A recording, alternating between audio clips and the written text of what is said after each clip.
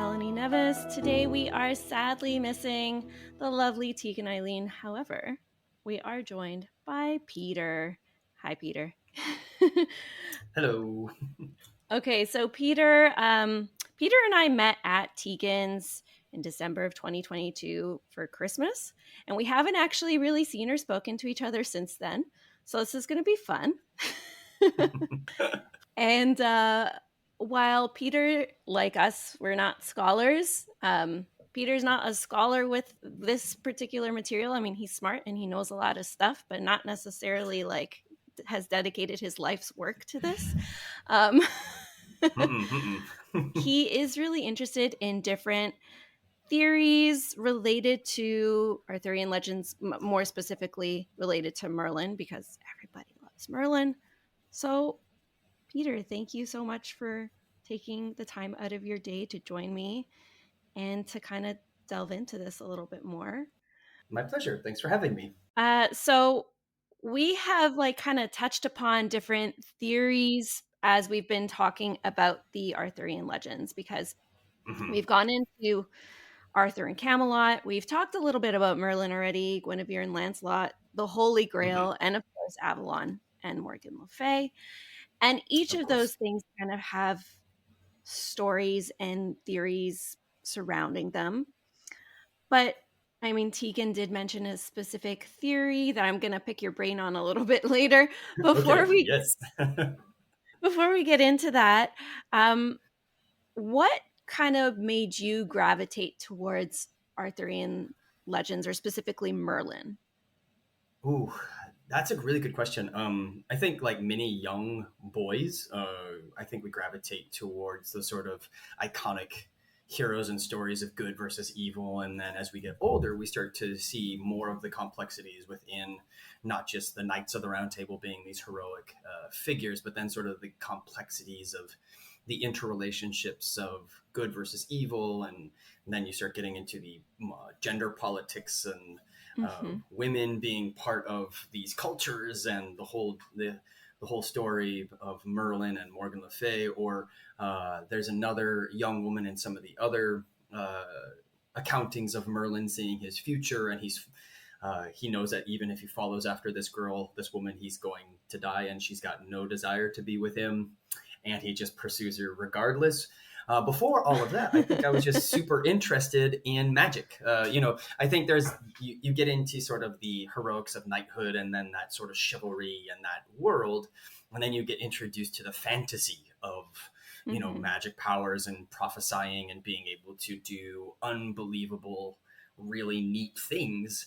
And I think that just really appeals to my creative part of my brain, because I'm like, what can I had these magic powers, I could create things. And so then when I started to magic, I was like, that's so cool. So it is really cool. That would probably be the hook. I think, okay, so if you could have a magical power, any magical power at all, what would it be? And I know that's such a hard question. And I go back and forward on what I would choose, because like sometimes I'm like, yeah, teleportation, being able to just like travel at a whim or fly. And then I'm like, nah, it'd just be really, really cool to talk to animals.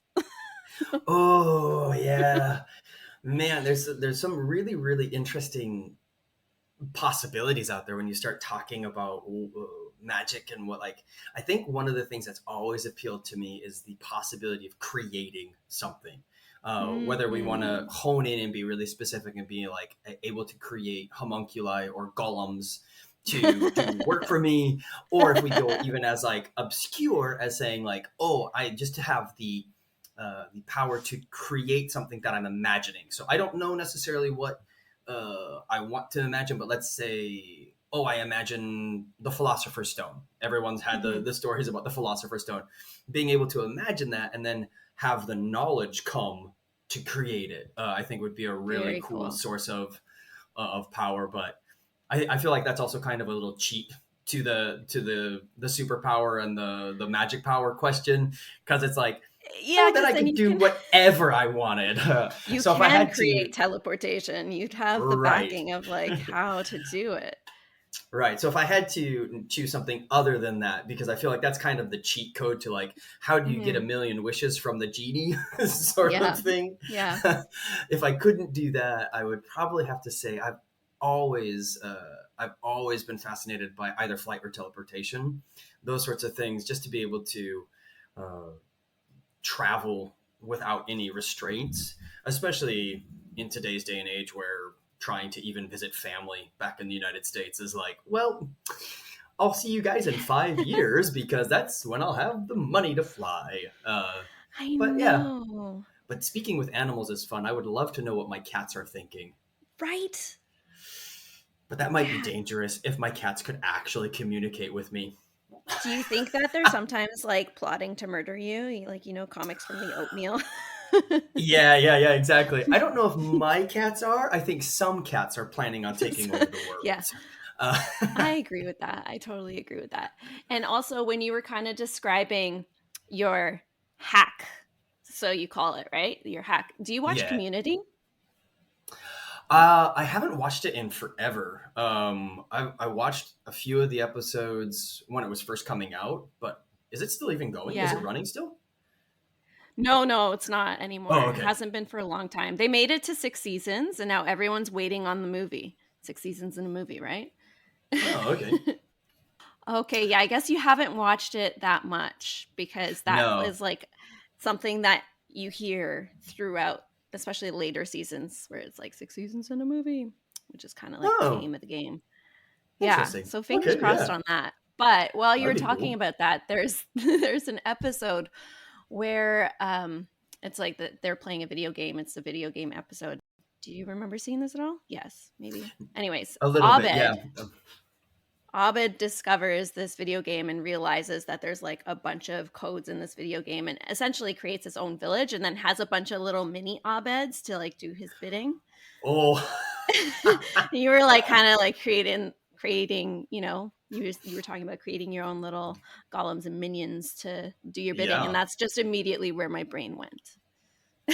That's a really funny. That reminds me of an episode of Rick and Morty where they keep going deeper into a multiverse where it's smaller and smaller Yes. universes, and they keep creating Yeah.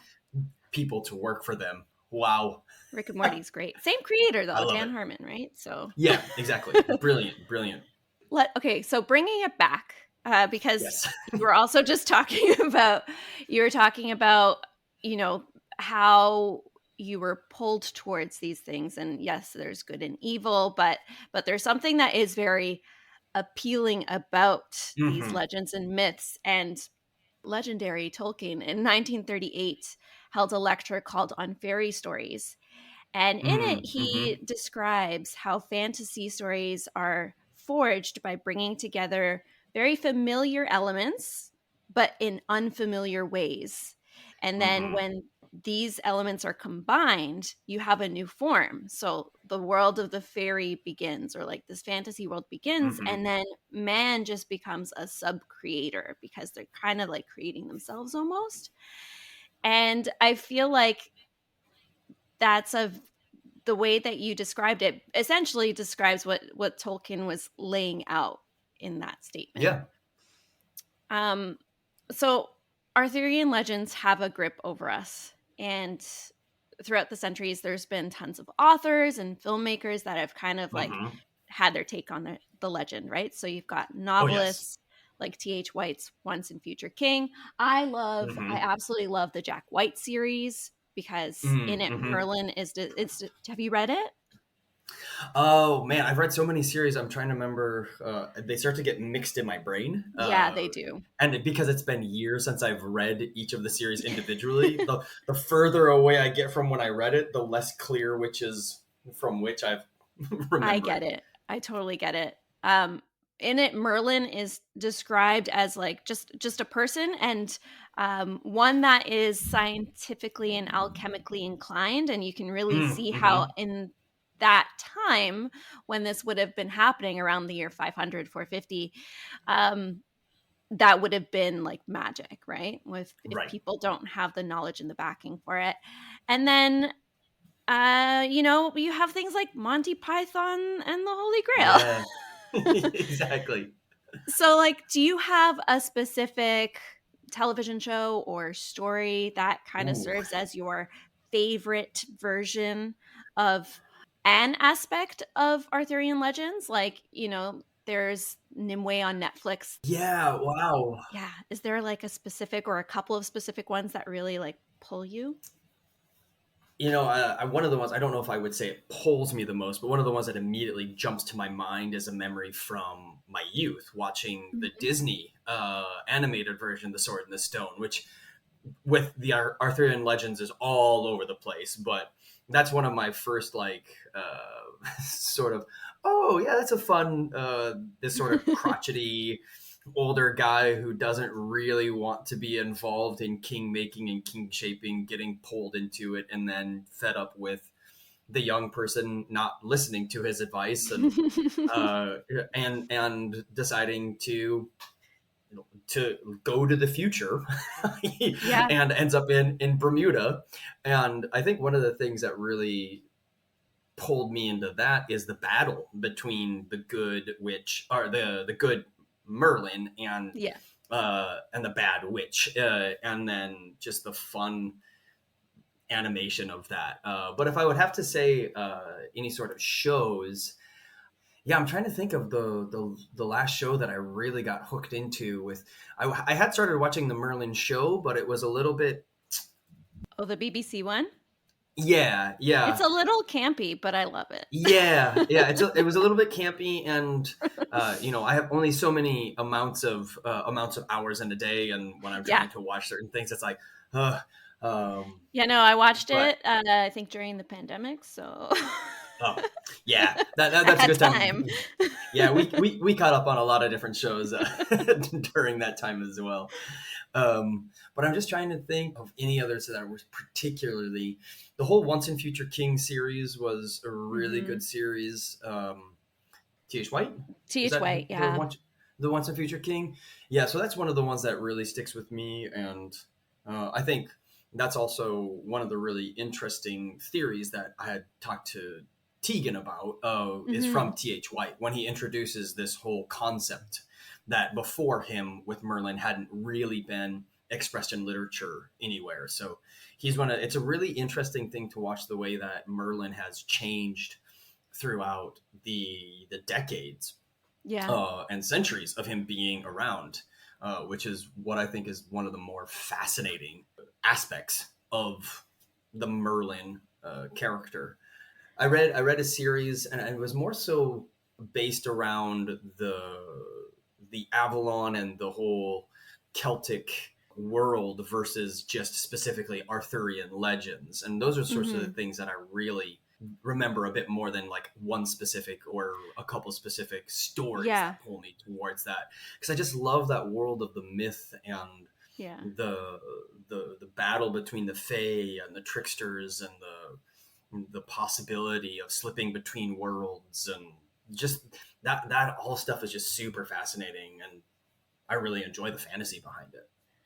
I mean, yeah, I want magic like that to be real, right? To have this Yeah. other world, this hidden realm, and I mentioned to Tegan, I feel like in certain places in the world, you really understand how and why these stories come to be and why people Oh, still for sure. believe in it, right? And For I sure. For sure. feel like if I traveled to those places, I'd be like, yes, elves, I will give you some of my alcohol as like a little Yeah. offering here and like just pour one out for Exactly. you? Yep.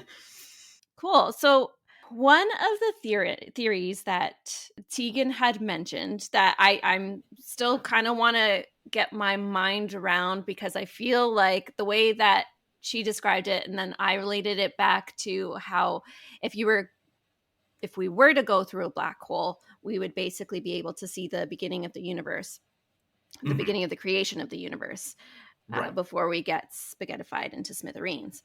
Um, so there's like a Merlin theory that made me think of that, and it was that he's going backwards or something like that. Yeah, so the sort of like official name that's come about through it is called Merlin sickness. It's this idea that someone is living chronologically backwards in time than the rest of us. So what that would mean is that yeah, this starts to get really weird in the brain. Hand You saw my it starts to face. it starts to break our brains. It starts to break our brains a little bit. Okay. But what this would mean is that, for example, let's say you met me at Mick and Tegan's party, and I looked like I was 45, and that you asked me how old I am, and I'm 45, and then 2 years later you meet me, and I'm 43, because I'm aging backwards, but you've aged forwards. And But so so is it eventually, a Benjamin Button situation? it's not a Benjamin Button situation. It's not the sense of being older and aging forward with us, but growing Okay, yeah. younger. Okay. Because Benjamin Button, he aged in the He same aged. direction as everyone else. So the Right. same memories that he made with the people in his school, they would all have that going forward. Right. Uh, so what we have with this theory, and it's actually T.H. White who introduces it in its concept. They don't fully explain it and go into it, but this is where this idea starts to develop from. Because in Mhm. some of the Arthurian and Merlin legends, there's this whole idea of Merlin having the foresight and the knowledge of certain events that will come to pass, but it's unclear how he gets this information. And Well, he's a prophet. in some in, versions in some versions, yeah. in some versions a prophet, in some versions he's being taken by the spirit of the wind, by the arts, and coming with this foreknowledge.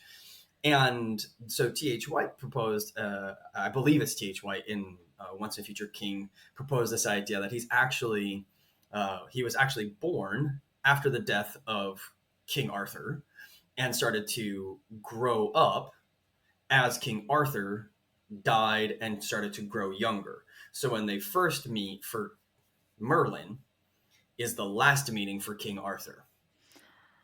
And the last meeting for King Arthur is the first meeting for Merlin. So then he knows What everything, the end result is going what to the be. end result will be for for King Arthur, which is why he's able to predict King Arthur's future, but not necessarily his own, because Okay. he is not seeing his own future. He's just living everyone else's future, which is a really strange way of thinking about time, which I think is fascinating. It is fascinating.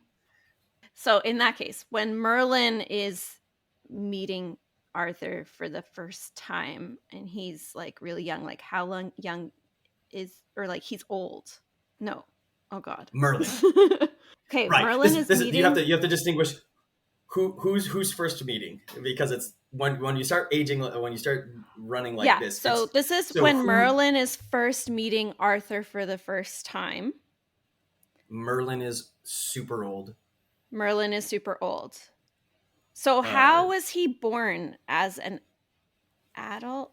I don't he understand. sorry. So if we're coming from Merlin's perspective, Merlin Yes. is young, and it's King Arthur's final dying days. So Merlin, that's Merlin's first encounter with Arthur as being, I don't know what age King Arthur dies in Yeah, no one does. reality. So let's say King Arthur dies at 60, Mhm. and Merlin is 10 years old or 5 years old at that time, super young.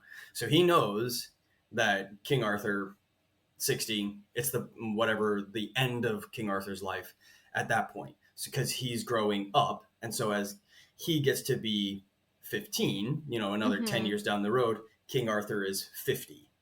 As he gets to be 25, King Arthur is 40. Interesting. So they're aging in opposite directions in the Yeah. timeline, which is it'd be like if uh it gets really hard when we start to try to wrap our minds around it, because we're only used to thinking in one direction Yeah, yeah, we linearly think in of time, because we've mhm. never been able to step back into time. But if you were to think like, okay, if in this moment in time we diverge and you continue to go forward, but I start going backwards, I'm going to know everything we've already just said, Yeah. because that's stuff that we've said, but you're not going to know it because you're now moving in the opposite direction of me, because it becomes your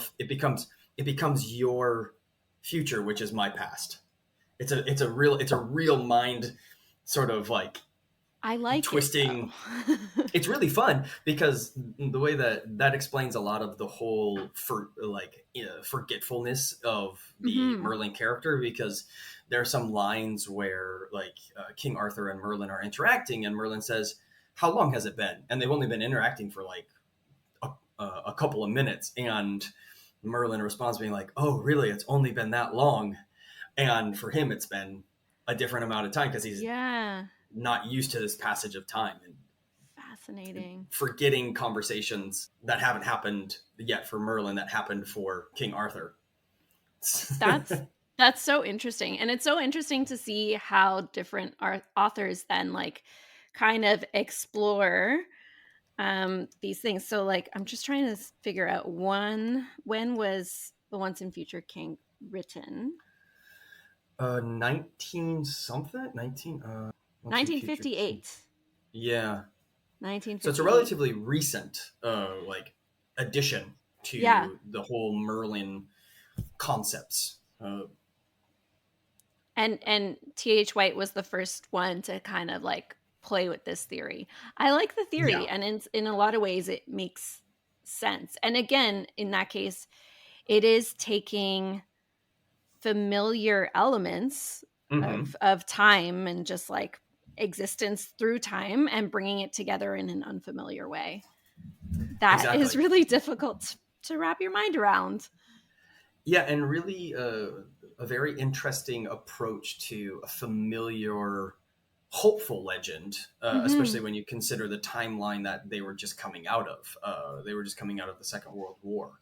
It's also Mhm. in the same era of Tolkien, as you were talking about Tolkien and J.R.R. Tolkien and C.S. Lewis. Yeah. All of them were taking very familiar pieces of legends, and there have been some people who have attributed Gandalf in The Lord of the Rings and The Hobbit as being Tolkien's sort of Merlinic Merlin. character, taking on that wise man, druidic magician role.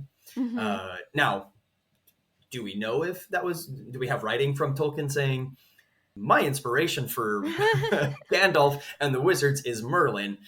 But there's a lot of familiarity within those characters that keep coming back.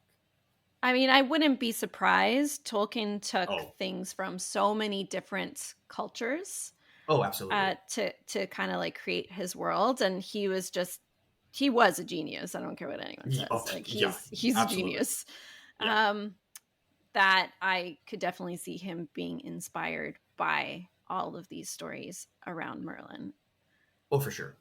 Okay, so that's one theory, and probably like that's the one that Tegan mentioned. Yeah, But you said you have it's the most mind twisting, like wrapping your brain around it gets really fun and really hard. But it's a fascinating idea of this people living in different directions of time, which is yeah. I Well, think the and then most. when you start thinking of the other world and the fact that, there's all these stories and legends of people entering the Fey realm and they get Mm-hmm. lost to time and they don't come back. Or if they do return, everyone that they know has died because even though it's just been 2 days for them, it's been actually 200 years, right? And Right. time Yep. just works differently in the realm of the hidden people. So if Merlin has a connection to that, which I think you can argue that he does for Yep. sure, then it kind of tracks with what we know of that realm. Well, and one of the interesting connections there with him and the Fey realm is that one of the original origins for his story is that he's a fatherless creation of a liaison between his mother and either a demon or Hmm. an unknown entity. It's a very familiar tale that we'll see in a lot of legends and myths throughout the world. This whole sort of Zeus and Yeah. demigod esque liaisons between mortal and other, And other, uh, yeah. whether that be demigod or demon or fae. And that's one of Yeah. the earliest references to Merlin, is that he's this offspring of something Yes. Yeah. And else. I guess the Christianized versions that I've heard have basically equated it to more of a demon-like creature Yes, rather of course. than a fairy-like creature. But that makes sense with when you look at when these stories were actually written down because they were Christianized pretty quickly. Yeah, Um, but I like the idea of it just being an other entity, not necessarily a demonic entity, which I hadn't right. actually thought of. Well, and when you start getting down into it, the definition of what is demonic versus what is other versus what is all super convoluted. And Yeah. being in a mainly Christian influenced world, at least in our part of the world, Hmm. anything that is not considered quote unquote underneath that category of approved, like angelic, Yes. is then demonic. So whether or not you believe in fae or believe in angels and demons, if it's not from God, quote unquote, the good part of our side, it's then the demonic side, which is just a little. I think the world is more complex and more beautiful than that, and I think there's a lot Yeah. more amazing things out there than just believe it, but it's God.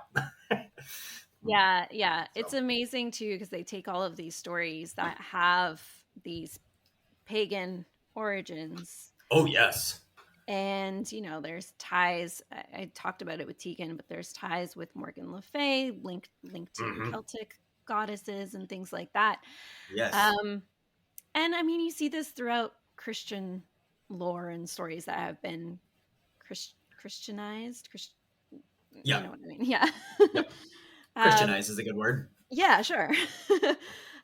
Where they take these really fantastical stories and then just like add their Christian spin and kind of take them over to make them more palatable, but also to make them more relatable so that you can conquer hmm and say, but look, we have all this in common. And a lot of the Yeah, characteristics of these goddesses continue on and like these gods continue on in these right. new characters, New forms. new Yeah. forms. Yeah. So Yeah.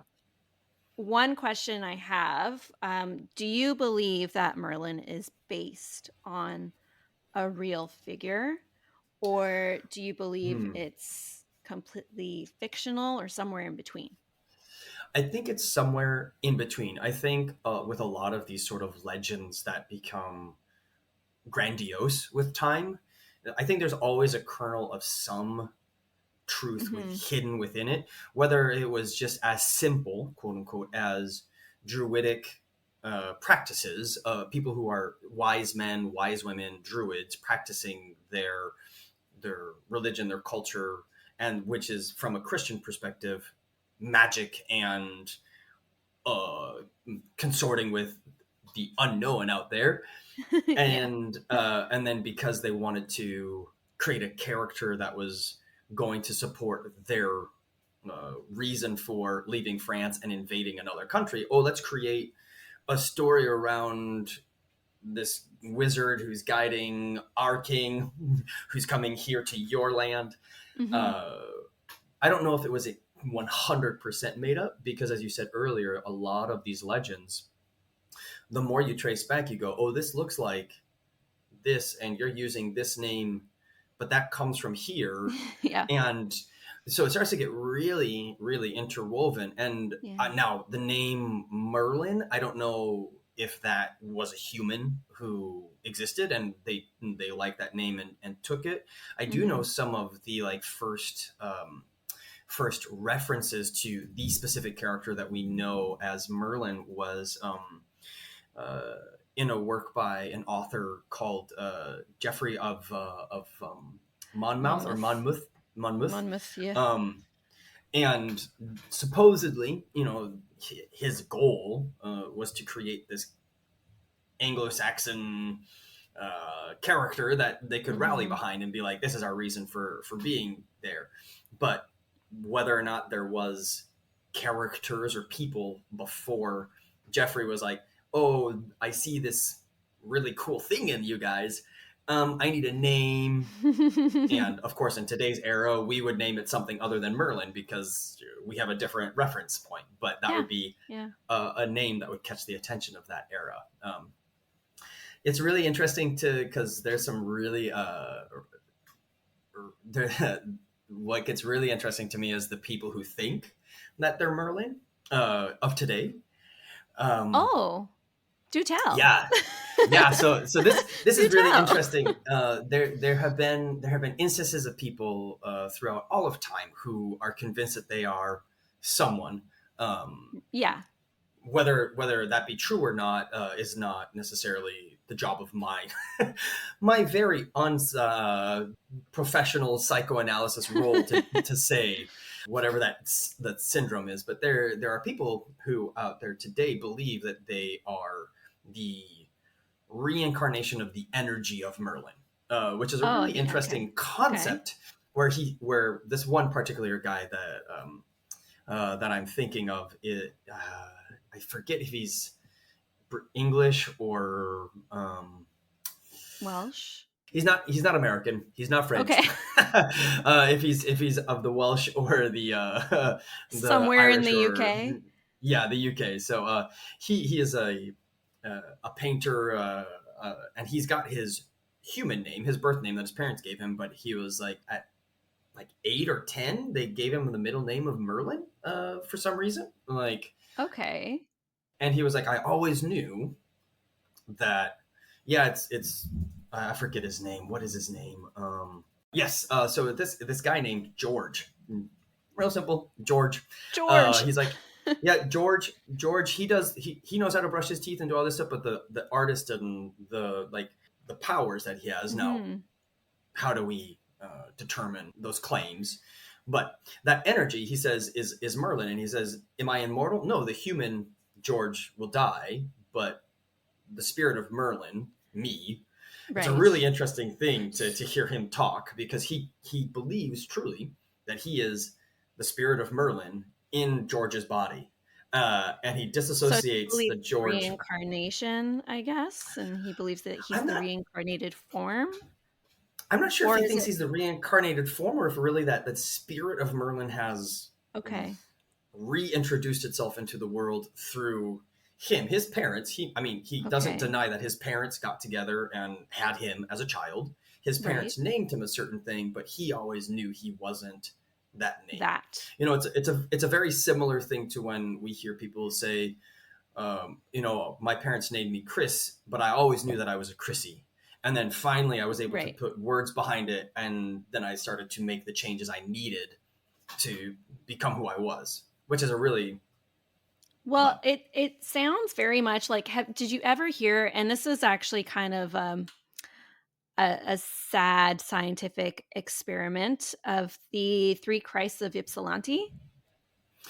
That is ringing bells. There were the three people who thought they were Jesus, and they were all put in the same room Yeah, it together. was Is this kind the of one that I'm a thinking of? yeah, yeah, it happened in the 1950s, and it was actually a pretty harsh scientific psychological experiment. But yeah, the psychologist gathered three psychiatric patients, and they were delusional and thinking that each of them was Jesus Christ, and they forced them to live together in Ypsilanti Hospital for a couple of years. Mm-hmm. And you know, it was a cruel experiment, but it was a very interesting experiment. But the point of it is that like they have these beliefs where they are Mm-hmm. adamant that they are Christ, and we've heard Right. stories about this time and time again. And I think that whenever we do hear these sorts of things, the instant reaction is that person is delusional and there's absolutely no Right. way that they could be. In this situation, I don't think like if this person George believes that his artistry is like the spirit of Merlin, I suppose, and he's not harming the world, I don't necessarily think that that's a bad thing. Yeah. But I like, what kind of art does he do? He does like paint and poetry. Okay. So he does painting and poetry, and he hopes that with his art that it inspires people to ask the deep questions and to Like what? to look. He didn't specify. He was just like, Okay. I hope that my art inspires you to ask the deep questions, to to look at like the what did he say exactly? One of the things that I was like, that's an odd thing to say, was to look at the mathematical questions or something like that. Interesting. Yeah, to bring up big questions mathematically. And I was like, okay. And then he keeps going on like visually, colorfully, you name it. So it was like one of these, Interesting. So he yeah. does still have like that, because I believe that if there was a Merlin like figure, and I, with all the stories, because Merlin has a long life, and life is long and kind of goes through different facets. There's some theories that Merlin is a bunch of people kind of Mm-hmm. condensed into one. I think that maybe like these are just telling of different areas of someone's life where you change a lot throughout your life. Maybe you go Yes, from clearly. being a soldier, an advisor to the king, and eventually you do live as a recluse after seeing a lot of war or something like that.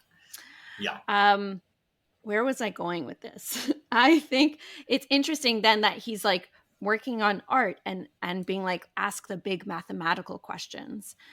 A lot of our stories of Merlin, it's plausible that he was a scientist or alchemist of Mm-hmm. sorts. And obviously, George is aware of this fact. And a lot of Yes. art can have a scientific element to it as well. And I just think that's Oh, kind of for sure. Yeah. interesting that he's still pulling on that kind of science realm of like, ask the big scientific questions, but also look at the pretty thing. Yeah. Yeah. I mean, and I think that's one of the things I really like about these sort of alchemy and wizard stereotypes, is that Hmm. they are these very oftentimes very forward thinking, maybe even radical in terms of what they're bringing forth, but they're also not just saying science only or alchemy only, and then Hmm. it's all this beauty intertwined with the messiness of nature, because Yeah. that's uh, when we think about some of the, we were saying earlier, those spaces that feel like the veil is thin between the worlds. Uh, it's really in those messy bits of nature that you go, oh, okay, there's something more here. Hmm. Whether that's just the vibrations, whether that's just the earth, whether that's something actually spiritual or another world that's just beyond our Yeah. perception, is fascinating. And I think that's one of the things for me as a wizard characters is what's really appealing, is that it's not just Hmm. your brain smart and so you get to create all these cool things. It's this intuition Hmm. married with the knowledge of nature, married with the messiness of human life, and hopefully we can get ourselves to make something beautiful from it all. Yeah. Yeah. Absolutely. I wholeheartedly agree. Um, we've got time, I think, for. Do you have another theory? Yeah. Oh, some of the other I'm fun stuff so behind his intrigued. history. Yeah, yeah. So there's there's all these wonderful little branches in history, and there's one of the uh, uh, it's kind of a disturbing or less pretty association with the Merlin and the Arthurian legends, I'm for but it. Let's hear. it was unfortunately during the reign of Adolf Hitler, Mm, where I'm not sure if you're familiar with a bit of his quest for the Grail. the occult. Not Oh not just yes, the that's Grail, true. for Yeah, the yeah. The occult. It was occult. like Yeah. anything that was considered the Grail, the anything that was magic. It was in his pursuit of power, Hmm. and they really adopted his the idea of the round table and knights and chivalry, but with this really twisted viewpoint on it. And the only reason why I bring it up is because, as much as I really love all the sort of wonderfulness that comes out of a lot of the history of Merlin, it's easy to see how these Arthurian legends and the Merlin character can be really quite easily twisted and distorted by just the Hmm. intent of the people behind it. Because the SS and the Nazis were like, oh, knights riding around through the woods. Yeah, we can be those knights. We're doing the good of our new Mhm. King Arthur, the King Arthur, which for them was Hitler, so that we Right. could bring forth the new kingdom.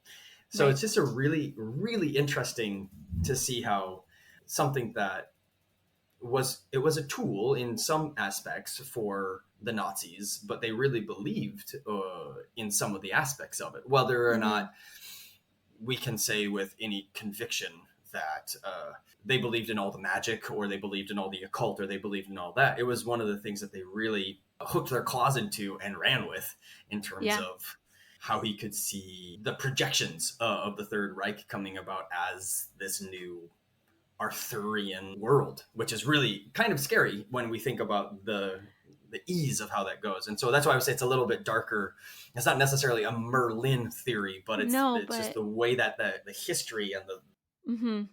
But I think it's really important to actually bring that up because we've seen it time and time again throughout history where stories of the past are kind of then reinterpreted and reformed, and everything is always up to interpretations, and humans are inherently flawed.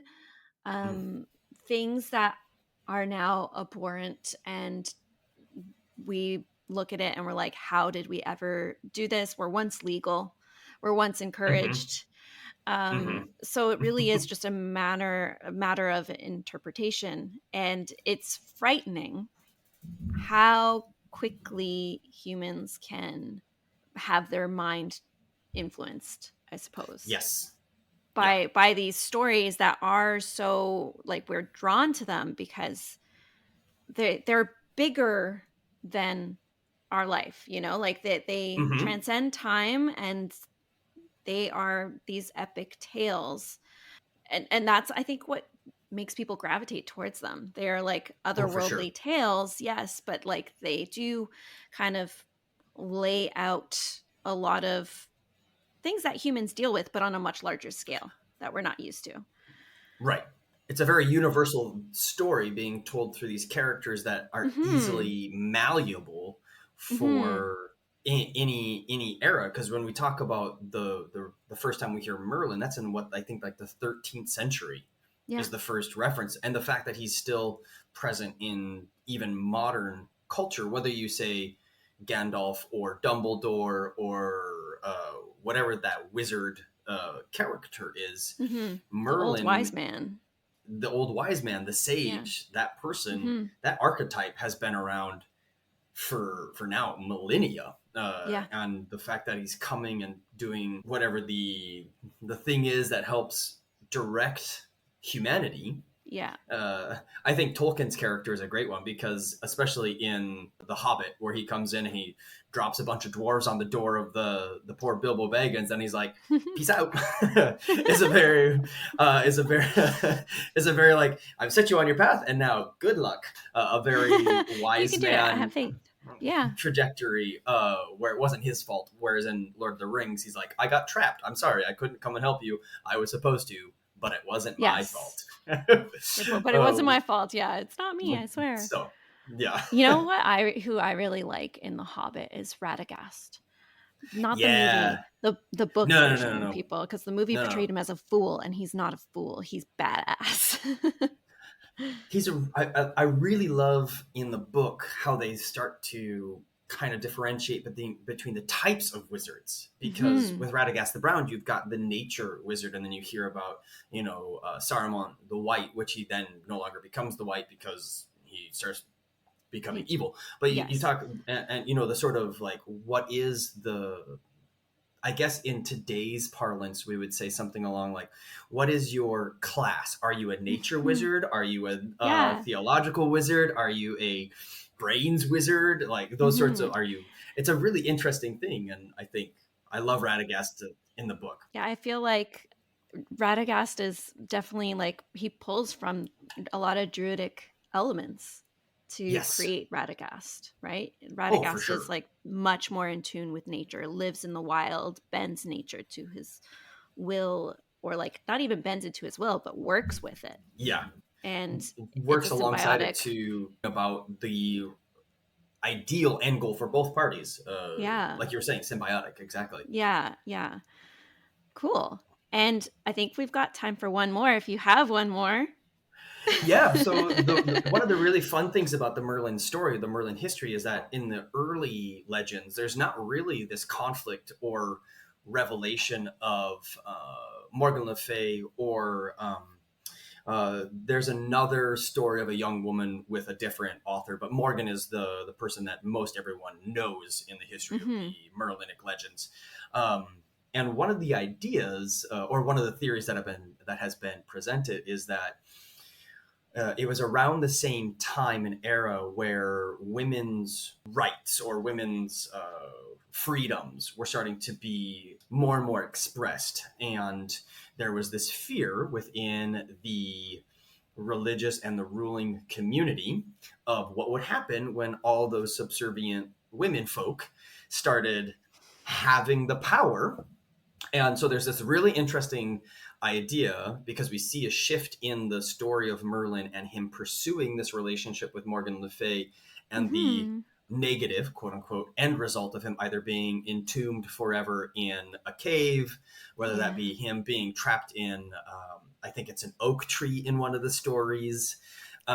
Uh, and this sort of almost hidden warning in these stories to men to say, Mm-hmm. beware of the trickster woman who's going to take your power because that's Those all that she women. wants. And it's a really, I mean, it's kind of fascinating to look at from today's perspective, but it's also Mm-hmm. really interesting to see how it was used as a form of propaganda to Yes. to to really not necessarily twist Merlin's character, Merlin's legend, but a way to use that well-known, amazing story of this wise, benevolent, knowledgeable sage, and Mm-hmm. to use women as the usurper of that as a real form of control. And so it's one of those like, oh, that's a really interesting thing to think about in terms of propaganda and how people have used that Yeah. so long ago, and how we just change it every little bit today, not necessarily with Merlin, but with others. I mean, yeah, we see it time and time again. Morgan Le Fay is a perfect example of the patriarchy kind of rising up and Mm-hmm. shutting down someone who was once a healer, wise woman, Mm-hmm. Mm-hmm. not all evil. I mean, she wasn't all good, but she was No. just a person. Right. Um, and I think like it's important to realize a lot of these things were written during the time of witch hunts and Yes. during this rise of patriarchy, and patriarchy has been in place for a long time, but it's really like it's ebbed and flowed, right? Yeah. And there have been periods where women kind of rise up again and then they kind of disappear. And so Morgan Le Fay is a really good example of that. And at one point, not Arthur, Merlin pursues this relationship, and it's a beautiful relationship, and they actually like each other. I mean, she's weird and still like wants to lock him Yes. up just for herself, which is, she wants A him to bit develop possessive Stockholm and syndrome or something. Like it's a little weird, but she doesn't entomb him to his death. right. Hey, is there a theory that Merlin is still alive in Yes. one of these things? Okay. Yeah, yeah. That's one of the really fascinating things that is persistent, is that either Merlin is still alive and still entombed Sad. in, which is that's, I think that's the worst off Yeah, that sounds terrible. possible of the possibility that he's still around, or that he is still living and is just out there under a different name and still part of the wider world. Whether he's an immortal or not is just a really fascinating. But it is one of the persistent things through a lot of the communities that either do the celebrations near the Mhm. there's this city that had an oak tree in it that supposedly Merlin said that when the oak tumbles down and when it leaves the town, that's when the town will cease to exist. And in like Oh, I think I've in heard. like What town is this? it's Camardon or Camardon. I can't pronounce it the way it's like Yeah. Camardin.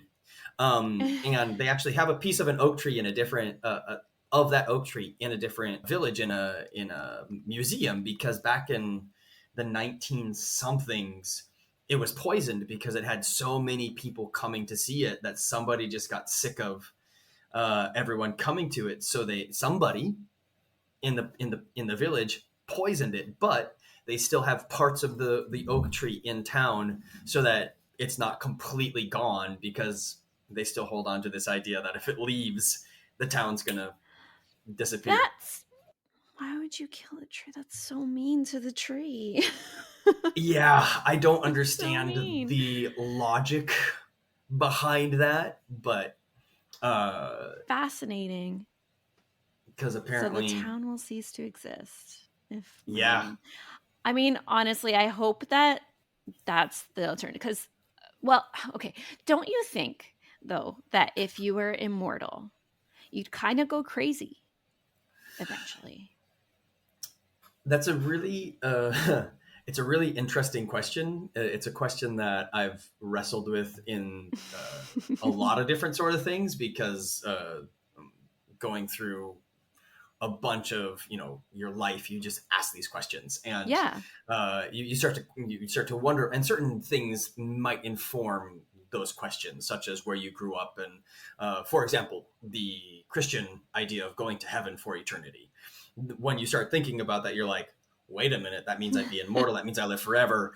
And so you have to start wondering about, like, I would think after a certain point, either my brain is completely filled, because I do think that there is a limit that we can reach of Hmm. what we can learn, or we are not at all the same as somebody who would be immortal. So if Merlin was immortal and living forever, I don't think that they would be the same They're not uh, made of the same stuff. human. Yeah. Yes, and whether or not he would be a little crazy because of that, or the things he does seem to be a little insane. Probably. I would definitely go insane if I was alive forever, because I think Yeah. one of the things that would be really difficult is that sort of uh, I would want to remove myself from as much hurt and pain as possible, and seeing people Hmm. that I got connected to, got close to, fell in love with, grow up and die, to do that over and Over and over over and again. over again, I think would ruin people. So I do think if he is still living, he is definitely more of the hermit varietal Generally, of I think if you're a recluse for that long, you also go insane. depends. Can you talk to nature? Can you talk to animals? That's Can true. you Actually, then I'd I be mean, okay. I mean, like, if I'm out there vibing and I can talk with the trees and I can talk with the animals, and I can and hear the music and the voices and the wind that supposedly Merlin could, Hmm. because Hmm. he was taken over by the spirit of the wind in early legends to be able to bring forth the prophecies. Right. If that's the connection I have, then the quote unquote mere mortals around me, like, why would I want to really interact with these people who are capricious and petty and will probably end up destroying the nature around me that I love so much and dear, and I don't. Fair play. But Honestly, fair play. That actually sounds perfectly reasonable in that case because I think that as soon as I said it, I was like, but if I had animals around, I think I'd be okay. well, and if you could talk with animals too, I Yeah. mean, there's so much that you can just, like, I think that there's such a fascinating intelligence that we don't Hmm. know, have a real way of expressing as humans, that goes on within animals and other quote unquote lesser creatures, the people, Yes. the things that we don't fully Mushrooms are so understand. cool. Oh my Mushrooms goodness. are so cool. Don't yeah. Mushrooms are so strange. They're They they're are aliens. Okay. They are completely aliens. They are you could have like 9 episodes on mushrooms because they are so insanely cool. Watch Fantastic Fungi if you haven't already. It's Ooh, really, I really haven't. interesting. No. Yeah. I'll have to take that up. Yes, fantastic fungi. Yeah. Nice. Yeah, documentary. Cool. Hmm. Nice. Yeah, I'll have to look that up. Yeah, the whole concept of of mushrooms, and are they plant, animal, mineral? There's some really fascinating conversations out there about what how to classify the fungi in general, and then Hmm. even specific mushrooms. It's just like I didn't have any idea how complex that world was until what was, oh, I don't remember what it was. Some little thing popped up, and then I was like down a rabbit hole with it, and it was just intense. It's amazing. They're so cool. So, so cool. Yeah. And I think that's where we'll leave it. So, Peter, thank you so much for joining us this week, and exploring a few more theories around Arthurian legends. But, like, let's be honest, mostly around Merlin, because Merlin is the character that I think most people are enamored with, or like a Hmm. lot of people are enamored with. A lot of us are also enamored with Morgan Le Fay, and Of course. Who wouldn't she's be? like a deity that people kind of devote things to in the occult and stuff. But Merlin's one of those Hmm. too, and he is like a character that so many others are based on repeatedly. Right. I mean, he did some shady stuff too, but he's awesome as a whole. So thank you for delving into some of those theories. Some of them definitely twisted my brain, and I'm sure twisted the brains of people listening. Um, Yeah. And if someone can explain that concept of living backwards in time from other people better than I can, I'm sure there's people out there who have explored that are able to more concisely put it. Please direct me towards that, because it starts mhm. to melt my brain when even I think about it. It's Like, as soon as you opened your mouth, I think you probably saw the face that I made, where I was just like, hold on, hold on a second. Yeah, exactly. We will be back in a couple of weeks with a brand new series, still to be determined. And we will see you then. So join us next time. Again, Peter, thank you so much. And hopefully we'll see you again soon. Hopefully. Thank you so much. Thanks.